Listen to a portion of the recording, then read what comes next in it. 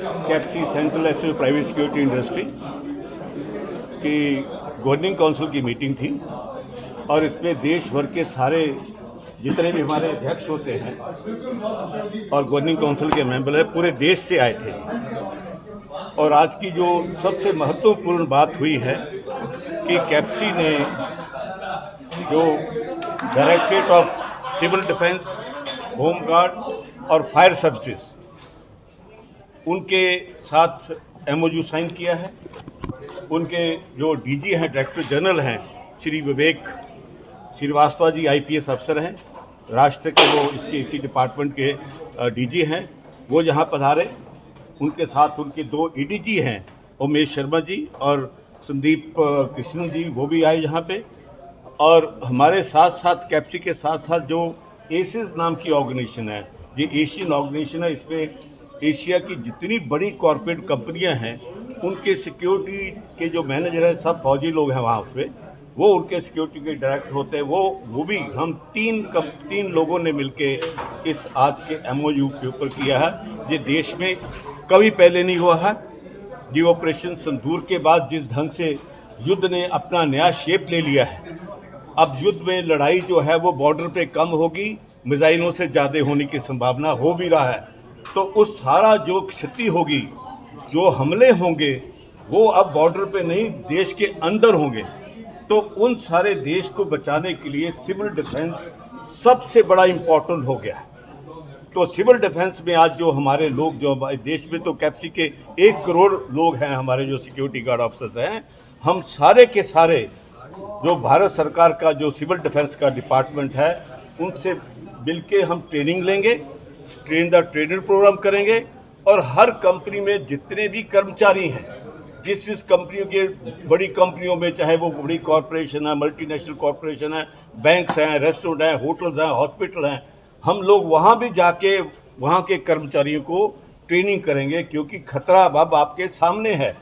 अब मिसाइल आएगी तो यहाँ आएगी, आपके घर आएगी।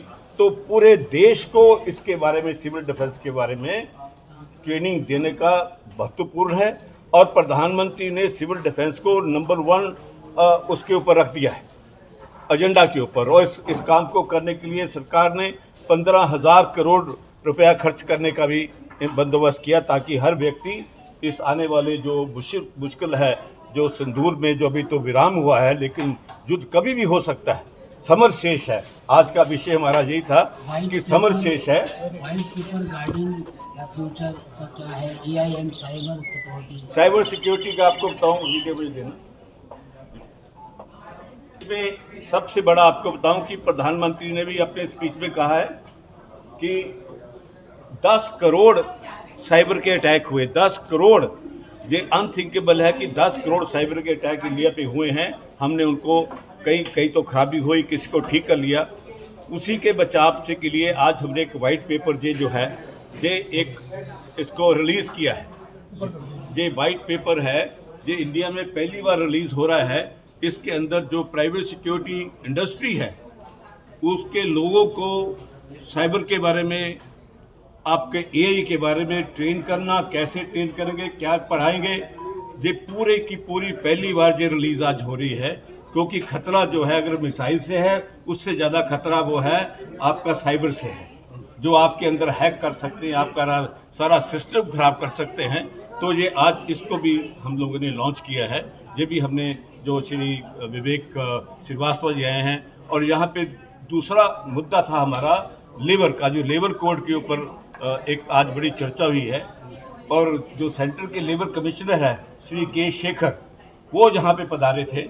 उन्होंने यहाँ आए जितने भी प्रदेशों के लोग, जो हमारे डाउट्स थे उसके लेबर कोड के, उसके अंदर कुछ ऐसी प्रोविजन है जो हमारी सर्विस है उसके अंदर हमें कुछ प्रॉब्लम है। उनमें हम चाहते हैं कि हमारे जो सर्विस लेने वाले लोग हैं, जो सर्विस टेकर हैं, वो हमें पैसा दे दें। जिस दिन हमने 1 महीने की सर्विस कर दी, ताकि हम अपने सिक्योरिटी गार्ड को पैसा दे दें। तो ये एक बहुत बड़ा इशू था। वो लेबर कोड में उन्होंने कहा है कि वो इसका संज्ञान लिया है। वो कहते हैं हम इसमें मदद करेंगे और आपके विचार जो हैं वो हम इसके बीच में लेंगे। ये सारी उपलब्धि बहुत बड़ी है। और हमारी अब 15-16 नवंबर को चेन्नई में राष्ट्रीय सम्मेलन होने जा रहा है। ये बहुत बड़ा सम्मेलन होगा क्योंकि हमारी संस्था को बने अब 20 साल हो गए हैं। ये 2 दशक का ये जो सेलिब्रेशन है जो चेन्नई में की जाएगी और उसके अंदर भी ये सारी चीज़ें बड़ी जो क्योंकि अब काफ़ी काम हमें मिल गया सिविल डिफेंस का है। ये देश में हर सिक्योरिटी गार्ड को हमने सिविल डिफेंस में ट्रेन करना को खतरा यहीं पे है। एक ये अंतिम सारी सवाल sir, AI and cyber security task force क्या है, उसके बारे में थोड़ा बताइए। जी, जब ये पिछला सम्मेलन हुआ था तो उसमें क्योंकि हम सब लोग सिक्योरिटी के एक्सपर्ट हैं, देश भर के एक्सपर्ट इसमें होते हैं, उनको आने वाले खतरों का पता है।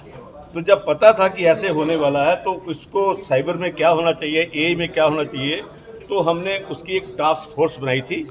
इसके अलावा हमने और भी टास्क फोर्स बनाई है और उस टास्क फोर्स में वुमेन सिक्योरिटी सबसे बड़ा इशू था, उसके ऊपर टास्क फोर्स बनी है। टेरिटोरियल आर्मी के ऊपर टास्क फोर्स बनी है, आपके ड्रोन के ऊपर बनी है।